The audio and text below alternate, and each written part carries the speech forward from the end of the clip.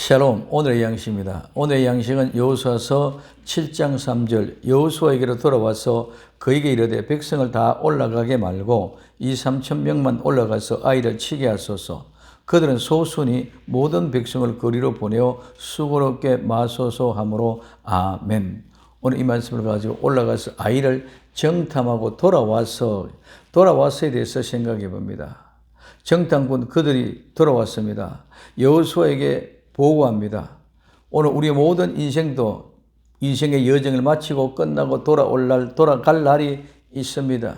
모든 임무가 끝날 날이 오며 그 때가 옵니다. 정탐꾼의 사명이 끝나고 돌아온 것 같이 내게도 맡겨준 그 끝날이 분명히 옵니다. 그때까지 나와 여러분 분명히 땀을 흘리며 눈물을 흘리며 진실로 참된 사명을 잘 감당할 수 있는 복된 주인공이 되어야 됩니다. 분명하게 계산할 날이 언젠가는 옵니다. 지극히 작은 것이라도 충성되하여 헛되이 생각하지 맙시다. 나라는 존재, 보잘것없는 것 같지만 나는 가장 중요한 한 사람입니다. 나는 보잘것없고 작은 것 같지만 가장 중요한 사실을 꼭 기억합시다. 작은 것, 부족한 것, 그냥 존재는 다 똑같습니다. 나만 그러는 거 모든 인생은 다 같다는 것입니다. 그러나 나에게 주어진 현실, 즉 직분을 내가 어떻게 감당하느냐에 따라서 결과는 엄청나게 달라집니다. 보잘것없는 것 같지만 지키고 배반하지 아니할 때에 예수님이 인정하게 될 것입니다. 요한계시록 3장 8절에 내가 내 행위를 아노니 내가 작은 능력을 가지고도 내 말을 지키며 내 이름을 배반하지 아니하였다고 말씀하고 있습니다. 작은 능력, 즉 작은 힘을 가지고도 예수의 말씀을 지키고 예수님을 보존하고 예수의 이름을 배반하지 않다, 예수의 이름을 거절하지 않고 예수의 이름을 부인하지 아니했다는 것을 인정해 줍니다. 오늘 누가복음 16장 10절에 지극히 작은 것에 충성하는 자는 큰 것에도 충성하고 지극히 작은 자의 것에 불의한 자는 큰 것에도 불의하느냐고 말씀하고 있습니다. 지극히 작은, 가장 작은 것에 충성된다 믿을 만하고 신실한 사람, 신뢰받는 사람, 신이 많은 사람입니다. 그 사람은 큰 것에도 그렇게 충성되게 신실하고 믿을 만하고 신뢰받는 사람이 된다는 것입니다. 그러나 적은 것에 불의한 사람은 부정하고 불의와 불공평한 사람은 큰 것에도 불의와 부정과 불평하고 한다는 것입니다. 그래서 마태복음 25장 21절과 25장 23절에 주인이 이르되 잘하였도다. 착하고 충성된 종아, 내가 작은 일에 충성하였으며 내가 많은 것으로 내게 맡기리니 내 주인의 즐거움에 참여할지어다. 내 주인의 즐거움에 들어오라는 것입니다. 두 번째, 다 올라가게 말고 2-3천 명만 올라가게 가서 치게 하소서. 다 올라가지 말고 2-3천 명만 올라가서 아이를 치게 하소서. 왜 이런 보고를 하였을까요? 그들은 소수이니 모든 백성을 수고롭게 마소서 합니다. 이 소수는 적고 적음, 조금, 소량. 이 말은 매끄럽다, 반반하다, 부드럽다, 숨김이 없다, 윤인하다, 세련되다, 날카롭다, 명확하다, 문지르다. 그래서 이 말은 작다, 적다, 적어지다, 감소하다, 얕보다, 무시하다, 등한히하다, 경시하다는 말에서 유래가 되어졌습니다. 소수는, 조금은 모든 불순물을 다 닦아내고 발라내고 쩔어내다 보니까 불순물이 없는 온전한 소수, 그 소수는 숫자가 적지만은 그 속에서는 굉장한 힘이 있습니다. 그래서 매끄럽고 반반하고 부드럽고 숨김이 없이 윤이 나는 것이 바로 세련된 것이 소수입니다. 우리는 문지르고 단련되어졌을 때 작아지고 적어집니다.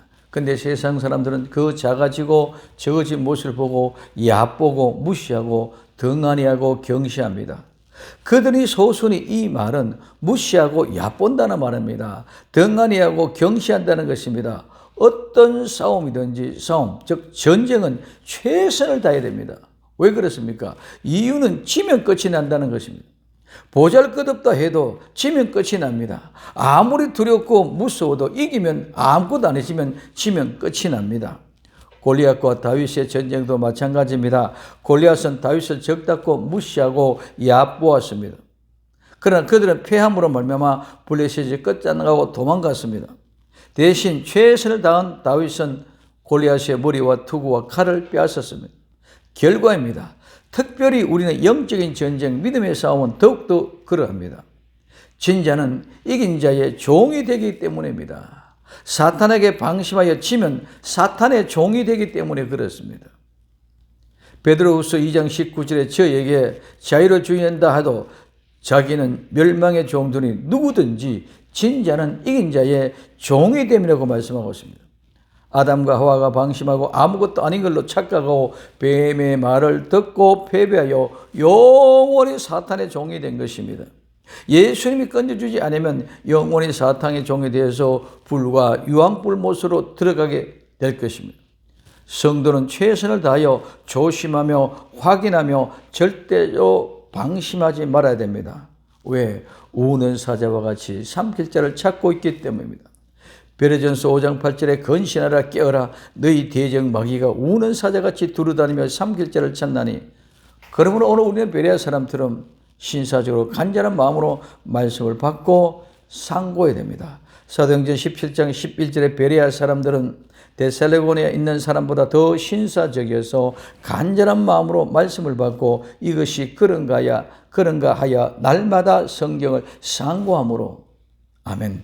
절대로 자만할 수 없습니다. 그럼에도 불구하고 오늘 정탐꾼들은 여리고를 무너뜨린 감격과 감동에 취하여 흥분된 상태에서 아이를 정탐하고 여리고와는 비교되지 않은 작은 성이라고 방심하고 복음화했습니다. 뭐라고 보고했습니다. 모든 백성들을 거리로 보내어 수고롭게 하지 말라는 것입니다. 우리의 감정, 우리 느낌으로 신앙생활하는 것이 아닙니다. 여기 수고하다는 말은 일하다, 수고하다, 노력하다, 애쓰다, 노력하다. 피곤하다, 지치다, 녹초가 되다, 실증이 나다. 이 말은 두 가지 의미, 즉 노동의 수고에 대한 강조와 노동에서 오는 피로를 나타내기 위해 사용되어졌습니다. 성도의 삶의 현장은 절대로 나태하거나 게으르게 해도 되도록 하나님이 허락하지 않았습니다. 작은 일이라고 방심하지 말고 끝까지 충성된 일꾼으로 방심하지 말고 땀 흘리며 피곤해도 온몸이 녹초가 되더라도 열심히 수고하는 행복의 맛을 보는 복된 날, 복된 성도가 되기를 예수님의 이름으로 부탁을 드립니다. 기도합니다. 사랑하는 주님 감사합니다. 언젠가는 돌아갈 때 있습니다. 돌아갈 때까지 최선을 다하는 믿음의 삶을 살아갈 수 있도록 축복하옵소서. 다시 오실 예수님의 이름으로 기도되옵나이다. 아멘.